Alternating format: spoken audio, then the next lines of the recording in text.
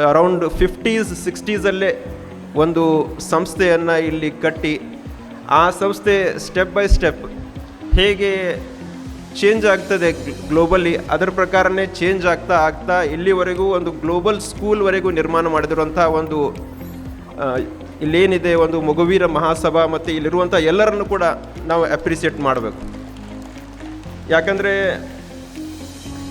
ನಾವು ನಮ್ಮ ಮಕ್ಕಳಿಗೆ ನಿಜವಾಗ್ಲೂ ಏನು ಮಾಡಬೇಕಂದ್ರೆ, ಬರೀ ನಾವು ಏನು ವಿಚಾರ ಮಾಡ್ತೀವಿ, ಮಕ್ಕಳಿಗೆ ಆಸ್ತಿ ಮಾಡಬೇಕು, ಮಕ್ಕಳಿಗೆ ಮನೆ ಕಟ್ಟಿಕೊಡಬೇಕು, ಮಕ್ಕಳಿಗೆ ಜಮೀನು ತೊಗೊಂಡು ಕೊಡಬೇಕು, ಬ್ಯಾಂಕ್ ಬ್ಯಾಲೆನ್ಸ್ ಮಾಡಬೇಕು, ಅದೆಲ್ಲ ಸೆಕೆಂಡರಿ. ಆದರೆ ನಿಜವಾಗ್ಲ ಆಸ್ತಿ ಏನಂತಂದರೆ ಮಕ್ಕಳಿಗೆ ಒಳ್ಳೆಯ ಎಜುಕೇಷನ್ ಕೊಡಬೇಕು. ಆ ನಿಜವಾಗ್ಲೂ ಒಳ್ಳೆ ಎಜುಕೇಷನ್ ಕೊಡುವಂಥ ಕೆಲಸವನ್ನು ಈ ಭಾಗದವರು ಇಲ್ಲಿರುವಂಥ ಹಿರಿಯರು ಮಾಡಿದ್ದಾರೆ. ಅದಕ್ಕೆ ತಾವೆಲ್ಲರೂ ಸಾಕ್ಷಿಯಾಗಿದ್ದೀರಾ. ಇಂಥ ಒಂದು ಎಜುಕೇಷನ್ ಕೊಡೋದ್ರ ಜೊತೆಗೆ ಬಹಳ ಮಹತ್ವದ್ದೇನಂತಂದರೆ, ಮಕ್ಕಳಲ್ಲಿ ನಾವು ಅವರ ಒಂದು ವ್ಯಕ್ತಿತ್ವ ಬೆಳವಣಿಗೆ ಮಾಡಬೇಕಾದಂತೂ ಭಾಳ ಇಂಪಾರ್ಟೆಂಟ್.